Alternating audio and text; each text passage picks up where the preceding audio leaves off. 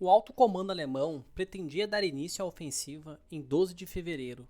Contudo, o nevoeiro, a chuva e os ventos fortes atrasaram o início da ofensiva por uma semana. Devido ao atraso, a batalha começou às 7h15 do dia 21 de fevereiro de 1916, com um bombardeio de artilharia durante 10 horas com 808 armas. Foram disparados milhares de projéteis de artilharia numa frente de 30 quilômetros de comprimento por 5 quilômetros de largura. A maior concentração do bombardeio ocorreu nas posições francesas situadas na margem direita do rio Meuse. Mais da metade do ataque alemão do primeiro dia foi efetuado por artilharia pesada.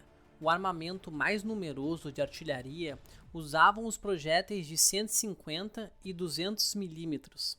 Foram também utilizados canhões superpesados de longo alcance, de 420 milímetros, dirigidos a alguns dos fortes da própria cidade de Verdun. Este bombardeio pesado e longo foi o ataque que teve o maior conjunto de armas de artilharia desde o início da guerra. O som produzido pelo impacto do solo dos projéteis era sentido a até 160 km de distância. Este ataque em massa foi seguido de uma ofensiva de 3 corpos do exército alemão. Os alemães utilizaram lança-chamas pela primeira vez na guerra para atacar as trincheiras.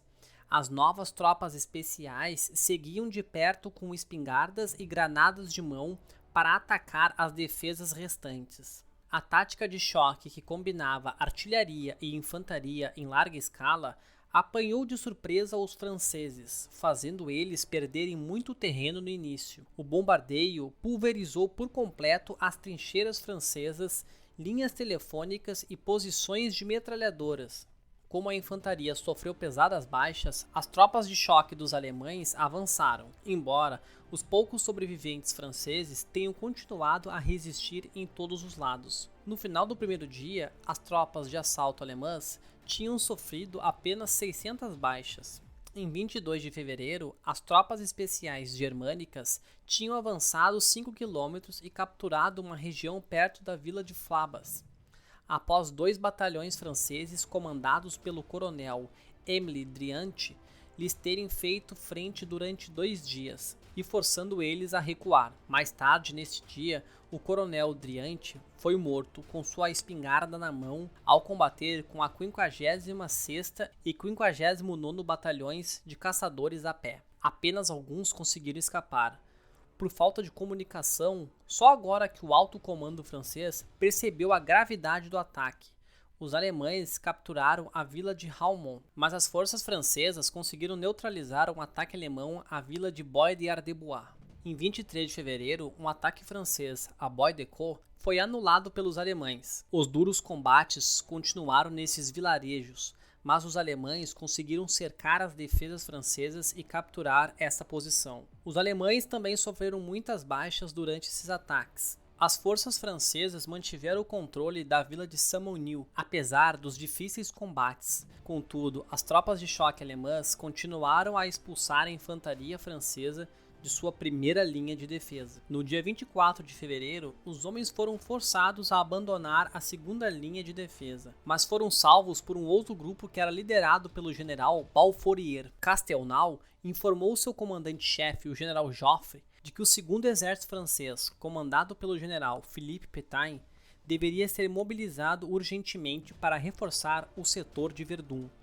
Entretanto, os alemães estavam agora controlando Belmonte, Bois-de-Fos e Bois-de-Calrière e dirigiam-se para a ravina de Rausoulin, que dava diretamente para o forte d'Aumont. Às 4h30 do dia 24 de fevereiro, a infantaria alemã de 3 companhias do 24º Regimento de Brandenburg prepararam-se para capturar a peça central do sistema francês de fortificações, o Forte d'Aumont. O grupo de ataque alemão, composto por 17 oficiais e 79 soldados, rapidamente derrotou a pequena guarnição francesa de manutenção de 68 homens, forçando a sua rendição. Na realidade, não chegou a haver troca de tiros entre ambos os lados. D'Aumont era o maior forte do sistema defensivo de Verdun. Foi construído antes da guerra para acomodar uma guarnição de 477 homens e 7 oficiais, dispunha de 2 torres de artilharia retrátil e rotativa, 4 canhões de 75 mm instalados em casamatas laterais e 2 torres com metralhadoras retráteis Hotchkiss M1914. O fosso profundo em volta do forte podia ser varrido pelo fogo de 5 casamatas, cada uma com uma metralhadora de 37 mm rotativa. Contudo, a situação do forte em fevereiro de 1916 era bastante diferente. Primeiro, um oficial chamado Chenot era o militar com o posto mais alto dentro do forte e comandante da guarnição de manutenção técnica. As metralhadoras regular continuavam instaladas nos níveis mais baixos do forte. As 4 armas de 75 mm foram todas removidas em 1915. A ponte levadiça, a qual ficou danificada em posição aberta por um projétil alemão, nunca foi reparada.